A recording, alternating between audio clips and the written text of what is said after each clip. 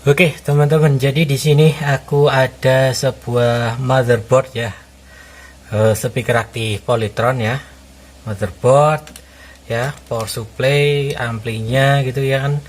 Nah, yang dimana untuk kendalanya kali ini itu adalah mati total, teman-teman ya. Dan di sini setelah tak buka, di sini aku menemukan bahwa sikringnya ini putus ya, sikring ini. Ya, ini. Nah, ini setelah tak cek recheck gitu ya.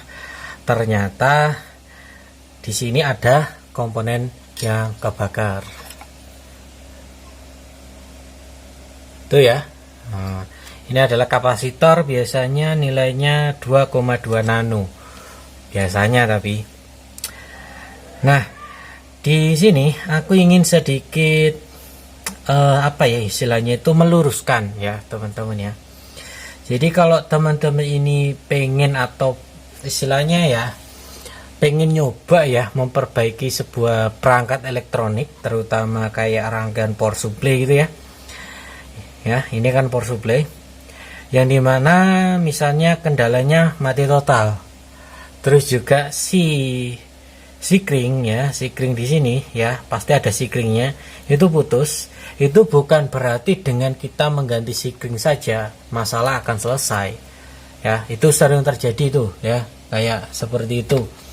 Nah, contohnya seperti tidak adanya komponen yang terbakar tapi sikringnya putus, atau gimana ya, ada resistor gosong gitu ya, resistor gosong. Itu dengan hanya kita mengganti mengganti resistor tersebut, itu bukan berarti masalah akan selesai. Ada kapasitor kebakar, ada kapasitor meletus. Dengan mengganti kapasitor itu aja, itu juga belum tentu solusi teman-teman, atau belum tentu ya selesai masalahnya gitu ya teman-teman. Nah, dikarenakan ya komponen-komponen tersebut itu adalah komponen pasif teman-teman ya, komponen yang tidak memerlukan tegangan untuk bekerja. Nah, beda lagi dengan dioda, dengan transistor ya. Ya, ini transistor, ini juga transistor, kecil-kecil itu juga transistor. Itu adalah komponen aktif yang dimana kerusakannya itu tidak selalu bodinya pecah ya, atau hancur, atau kebakar, atau meletus gitu ya, atau ya istilahnya kayak kapasitor di sini ya teman-teman. Itu bukan berarti dia tidak ada kendala gitu ya, atau komponen itu bukan berarti dia nggak rusak ya. Nah, contohnya untuk di speaker aktif Polytron ini, motherboardnya ini ya, ini sudah aku cek ya, TR di amplinya ini tidak ada kendala ya. Terus di bagian dioda primernya ini ya, yang biasanya menyebabkan si sikringnya rusak, itu juga kadang dioda primer ya, atau bahkan di kapasitor snubber ini, seperti contoh di video service speaker aktif sebelumnya ya. Nah, ini dia gosong, terus di sini ternyata kapasitor snubbernya itu meletus. Cuman nggak kelihatan teman-teman, nggak kayak gini ya. Kalau kayak gini kan udah pasti gosong gitu ya. Nah, ini enggak. Nah, setelah tak perhatikan ternyata bolong teman-teman ya. Jadi dia kayak bocor aja gitu ya, meletus. Dia itu meletus tapi dia kayak bocor aja gitu ya, kayak plastik gitu ya. Kita kasih air, terus airnya kita permukaan bawah atau sampingnya si plastik itu kita tojos pakai benda tajam gitu ya, itu kan pasti bocor itu ya. Nah, kayak gitulah intinya teman-teman ya, dan ternyata ya itu penyebabnya ya. Nah, di sini kapasitor ini gosong ya. Ini tadi aman semua ya. Ini bagian sini kita cek dulu di bagian setelah sikringnya ini ya, seperti adanya MI filter, kapasitor ya kan, terus juga ada dioda primernya ini ya. Ini semuanya diukur ya menggunakan skala continuity aja teman-teman ya, skala continuity ya, atau buzzer ya. Nah itu kalau dibolak-balik diodanya bunyi ya udah rusak teman-teman ya, atau bolak-balik ada nilainya ya udah rusak ya, rusak teman-teman ya. Nah di sini ya seperti yang tak bilang di awal tadi, di sini aku menemukan kapasitor ini gosong ya. Jadi bukan berarti aku hanya mengganti kapasitornya ini, sekring akan balik lagi. Sekringnya ini aku ganti ya. Sekringnya ini seumpama aku ganti, itu bukan berarti sekringnya ini nggak akan putus lagi teman-teman. Tuh, kenapa? Karena sebenarnya kerusakan yang asli itu adalah transistor MOSFET-nya ini teman-teman. Ya, N channel MOSFET-nya ini biasanya 7N65 ya. 7N65 atau MOSFET 6 ampere, 6 atau 7 ampere gitu ya, 650 volt, yang dimana dia ini jebol teman-teman. Dan dioda di sebelahnya ini ada dioda snapper, ini juga jebol ya, dikarenakan si MOSFET-nya jebol gitu ya.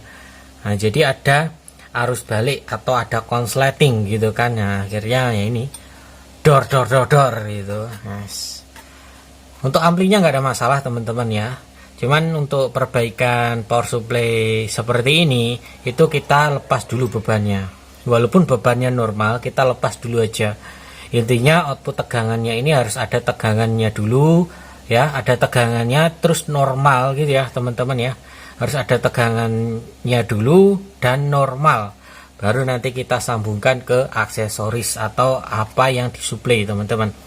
Namun untuk yang disuplai juga harus dipastikan baik-baik saja gitu ya. Ini transistornya udah tak cek ya, seperti yang tak bilang tadi, secara continuity aja ya, pakai AVO.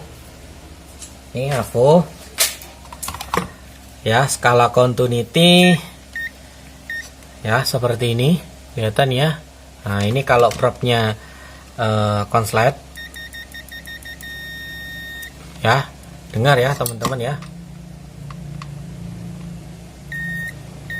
Nah, ya probnya kebalik nggak apa-apa teman-teman, mau cuman ngecek continuity aja teman-teman ya. Nah ini akan aku buktikan teman-teman ya. Jadi istilahnya video ini tuh mungkin menjadi rujukan buat teman-teman yang apa ya, belum paham ya servis elektronika gitu ya. Jadi kalau ada resistor gosong, sekring putus ya kan, ada kapasitor meletus gitu ya, atau kapasitor yang kebakar, itu bukan berarti dengan kita hanya mengganti komponen yang itu, yang rusak itu, masalah akan selesai gitu ya. Contohnya speaker aktif ini ya, motherboard speaker aktif ini fisiknya bagus tapi belum tentu dia baik-baik saja. Nah ini skala continuity ya, sekali lagi continuity ya. Nah ini ada lampunya di atas ini, kalau dia konslet ya bunyi ya nyala ya teman-teman ya, buzzernya bunyi, cuman buzzernya ini memang tak bikin rada pelan ya, berisik teman-teman ya. AVO ini menurutku buzzernya terlalu bising gitu ya, jadi ya asal kedengaran aja gitu ya, tak bikin asal kedengaran aja, yang penting itu ada lampunya itu ya. Nah oke. Ini ya, nah ini ya, ini kapasitornya ada di sini. Ini kapasitor snapper ya. Nah ini gampang nanti aku carinya. Nah ini ada dioda snappernya ya. Nah ini, nah dibalik bunyi ya. Nah ini jebol ini teman-teman. Ya sekarang MOSFET, ngecek MOSFET-nya gimana bang? Nah ngecek MOSFET itu sebenarnya nggak jauh beda ya, onboard seperti ini ya, itu nggak jauh beda dengan transistor bipolar ya.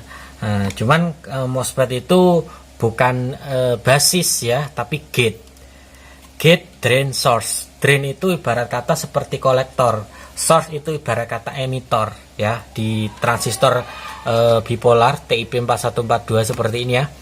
Nah ini kan MOSFET ya, jadi kakinya itu gate drain source ya, itu pasti kakinya seperti itu pasti urutannya. Kalau bipolar itu nggak tentu, apalagi yang kecil-kecil itu nggak tentu. Ada juga yang basisnya di tengah, ada yang kolektornya di tengah, ada yang emitornya di tengah, itu nggak tentu. Kalau MOSFET itu sering-seringnya itu gate drain source ya, jadi kakinya seperti ini. Buat teman-teman yang ngerti ya, posisikan si MOSFET-nya ini menghadap ke kita ya, kodenya ini. Nah, kaki yang dari kiri ya, dari kiri ke kanan ini gate drain source gitu ya. Nah ini gate seperti ini nggak konslet ini teman-teman ya, nggak konslet ini. Ya, jadi balik. Nah, tapi ketika kakinya ini kita rubah menjadi antara drain dan source ya, kelihatan nggak teman-teman? Nah, oke, ya kan, konslet kan. Nah, sekarang ini coba tak lepas diodanya ya, dioda snubbernya tak lepas. Coba apakah baik-baik saja si MOSFET-nya, karena diodanya ini kan istilahnya itu kayak di paralel gitu ya, di paralel dengan MOSFET. Cuman ini harusnya si MOSFET-nya juga kena. Ini untuk memastikan dan buat ngasih tahu ke teman-teman bahwa sekali lagi ya, seperti di awal, fisik bagus bukan berarti dia nggak ada masalah. Ini wah, tar teman-teman, suhu soldernya kurang panas. Aku biasanya pakai 320 ya, ini 200, jadi kurang panas. Ini karena solderannya itu kuat ya. Ini aku pakai solder station di video yang lama ya, dari Kodi, cuman gagangnya ini memang tak kasih gagang solder biasa karena gagangnya itu terlalu kecil teman-teman, buatku pribadi kurang nyaman, jadi tak kali menggunakan gagang solder biasa. Oke. Nah ini diodanya ini udah pecah teman-teman ya, udah pecah seperti ini, kelihatan ya. Sorry. Nah ini ya, nah ini sebenarnya bisa, cuman ini biar lebih ini aja. Ini diodanya adalah dioda 1 ampere ya, dioda 1 ampere, ukurannya itu UF 4007. Ini adalah dioda 1 ampere seperti halnya 007. Hanya saja ini adalah dioda jenis ultrafast teman-teman, jadi jangan sampai keliru ya. Nah, nanti takutnya sama-sama 007 ternyata berbeda ya. Yang satunya ultrafast, yang satunya solder lagi, yang satunya itu dioda general ya, atau dioda umum ya, atau dioda germanium biasa ya. Nah ini diodanya sudah tak lepas. Sekarang kita coba ukur MOSFET-nya. Kalau dia tetap konslet, berarti ya MOSFET-nya juga ikutan kena. Oke ya. Nah seperti ini, berarti dia masih konslet ya ini. Nah, seperti ini. Nah jadi ini tinggal ganti MOSFET, ganti dioda snubbernya ini, dan juga kapasitor snubbernya ini, beres ya itu. Dan ini ya teman-teman, untuk speaker aktif ini selain masalah ini, yang punya minta dipasangkan modul Bluetooth, modul audio konsol seperti inilah ya teman-teman ya. Nah, audio konsol seperti ini. Nah terus untuk nanti modifnya ini yang 5 volt ini kita jadikan 9 volt. Kita nanti akan perlu memodifikasi dikit-dikit di bagian regulatornya teman-teman, menggunakan, biasanya aku pakai ini step down ya. Kalau teman-teman nggak pengen ribet pakai ini ya, pakai aja 7809 ya. Nah itu bisa. Jadi si radio ini ya, si modul audio konsol ini kita beri tegangan 9 volt, tapi bukan dijadikan satu dengan tune control ya, jangan. Karena biasanya tune control itu CT biasanya. Cuman kalau Polytron itu kebanyakan juga ada yang CT, ada juga yang ankle, jadi hanya min dan plus gitu ya, plus dan ground gitu ya. Nah ini, nah nanti kalau teman-teman nyambungnya itu malah keliru ya, malah nanti nyambungnya malah min dan plus, itu kan 2 kali 9 volt gitu ya kalau ngikut tune control gitu ya. Nah makanya di sini untuk soket ground untuk 5 volt dengan ground atau ini ya negatif 9 volt ini itu berbeda, karena biasanya untuk speaker Polytron 9 volt atau tegangan tune control itu diambilkan dari output dioda ini, diturunkan menggunakan resistor 470 ohm biasanya, terus juga Zener itu ankle biasa, ankle ada, CT juga ada. Nah CT nya itu memang nggak kelihatan teman-teman ya, CT nya itu untuk contohnya ini dia tetap kelihatannya kayak CT, kayak ankle, tapi groundnya itu dia didapatkan dari ground ini, ground output tune control ya. Output tune controlnya itu kan ground, ada groundnya ya. Ini input dari tune control ke input amplinya ini, ke TR nya ini, dia kan melewati ini. Nah groundnya itu dapat dari sini, jadi dia 9 volt CT itu juga ada. Jadi teman-teman harus hati-hati ya. Nah kalau pengen masang kayak gini, teman-teman ambilkan tegangan dari elko ini. Ini biasanya cuma 14-16 volt ya, iya tergantung speaker apa namanya, tergantung settingan dari pabriknya ya. Cuman biasanya itu memang 14 volt sekian gitu ya. Nah seperti itu. Nah ini tinggal masangnya, ini nanti pasangnya seperti ini, nanti seperti ini ya. Mau seperti ini, mau seperti ini, mau di atasnya sini, wis terserah teman-teman ya. Nah seperti itu, dan mungkin segini aja untuk video kali ini. Kalau ada yang ingin teman-teman tanyakan silahkan tulis aja di kolom komentar. Ini hewan ngeselin sekali ya. Oke ya, ketemu lagi di lain video.